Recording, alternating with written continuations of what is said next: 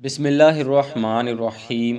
دجال کے خاتمے کے بعد حضرت عیسیٰ علیہ السلام اسی حال میں ہوں گے کہ اچانک اللہ تعالیٰ کی طرف سے ان کے پاس یہ وحی آئے گی کہ میں نے ایسے بندے پیدا کیے ہیں جن سے لڑنے کی قدرت و طاقت کوئی نہیں رکھتا۔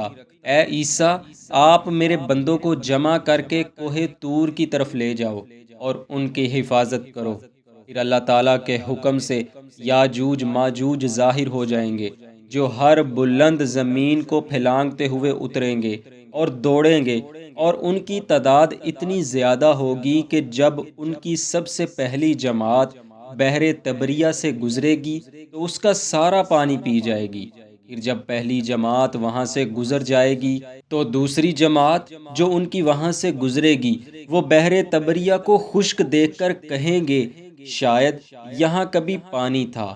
پھر یہ لوگ آگے بڑھیں گے اور جبل خمر تک پہنچ جائیں گے جو بیت المقدس کا ایک پہاڑ ہے۔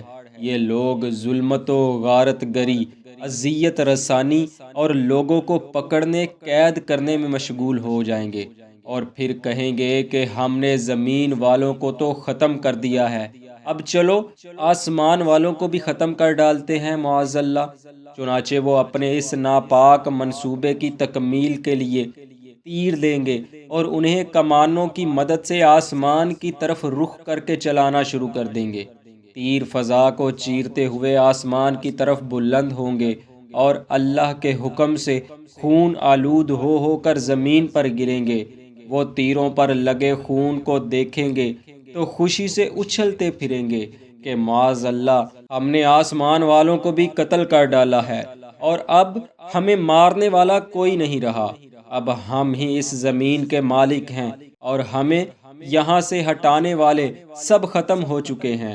دوسری طرف حضرت عیسیٰ علیہ السلام اور آپ کے رفقا کوہ طور پر محدود گزر بسر کرنے پر مجبور ہوں گے۔ اسی عالم میں ان پر اسباب معیشت کی تنگی ہونا شروع ہو جائے گی، حتیٰ کہ اسباب کی قلت اس حد کو پہنچ جائے گی کہ ان لوگوں کے لیے بیل کا سر آج کے 100 دیناروں سے بہتر ہوگا۔ جب یہ حالت ہو جائے گی تو اللہ تعالیٰ کے عظیم پیغمبر حضرت عیسیٰ علیہ السلام اور آپ کے ساتھی اللہ تعالیٰ کے حضور یاجوج ماجوج سے نجات کے لیے دعا گو ہوں گے، اور اس درندہ صفت قوم کی ہلاکت کے لیے گریہ و زاری کریں گے۔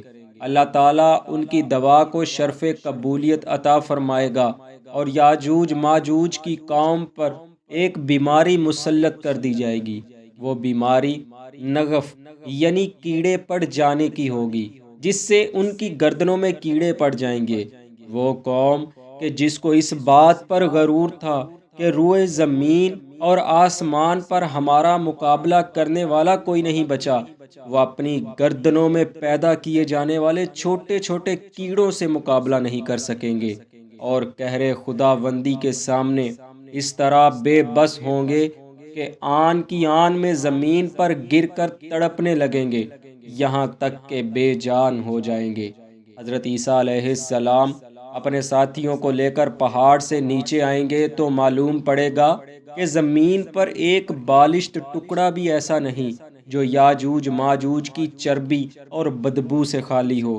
ان حضرات کے لیے فضا میں سانس لینا دشوار ہو جائے گا۔ بالآخر آپ اللہ تعالیٰ کے حضور دعا فرمائیں گے اور اپنی اس پریشانی کا اظہار کریں گے تو اللہ تعالیٰ اونٹ کی گردن جیسے لمبی گردنوں والے پرندوں کو بھیجے گا جو یاجوج ماجوج کی لاشوں کو اٹھا کر ایسی جگہ لے جا کر پھینک دیں گے جہاں سے ان کی بدبو ان حضرات تک نہیں آئے گی۔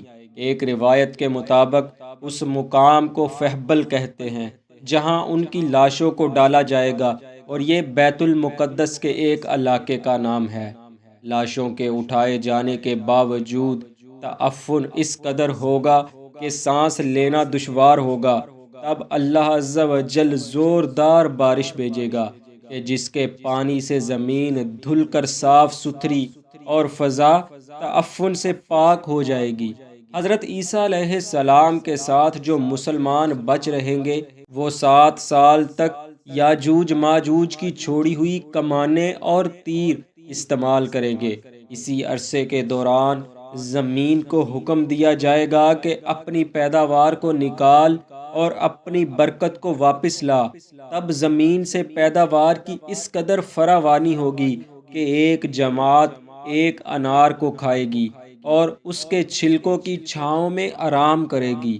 اسی طرح دودھ میں برکت دی جائے گی اور دودھ میں اس قدر فراوانی ہوگی کہ ایک زیادہ دودھ والی اونٹنی کئی قبائل کے لیے کافی ہوگی، اور ایک قبیلہ ایک گائے کے دودھ پر گزارا کرے گا، اور ایک بکری کے دودھ پر ایک چھوٹا قبیلہ زندگی بسر کرے گا۔ صحیح مسلم شریف کے حدیث پاک کے الفاظ ہیں کہ لوگ اسی حالت پر ہوں گے کہ اچانک اللہ جل شانہ ایک ہوا بھیجے گا جو ہر مومن اور مسلمان کی روح قبض کر لے گی، اور جو لوگ بچ جائیں گے ان کا حال یہ ہوگا کہ بے حجاب لوگوں کے سامنے عورتوں کے ساتھ ہم بستر ہوں گے جیسے گدھے کرتے ہیں۔ بس وہی لوگ ہوں گے کہ جن پر قیامت بپا ہوگی۔ امام احمد علیہ رحمہ نے ایک اور حدیث پاک نقل کی ہے۔ آپ فرماتے ہیں، ایک مرتبہ نبی کریم صلی اللہ علیہ وآلہ وسلم نے خطاب فرمایا، اور اس وقت آپ صلی اللہ علیہ وآلہ وسلم کی مبارک انگلی پر بچھو کے کاٹنے کی وجہ سے پٹی بندھی ہوئی تھی۔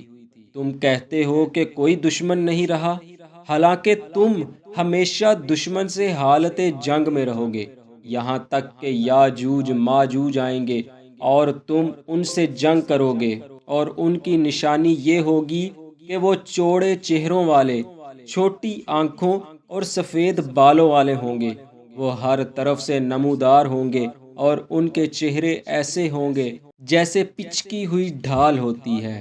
دوستو، یہ دنیا روز بروز اپنے اختتام کی طرف گامزن ہے، اور اس کا اختتام آغاز قیامت پر ہے، اور قیامت سے قبل ظاہر ہونے والے درجنوں فتنوں کے بارے پہلے ہی سے آگاہ کر دیا گیا ہے۔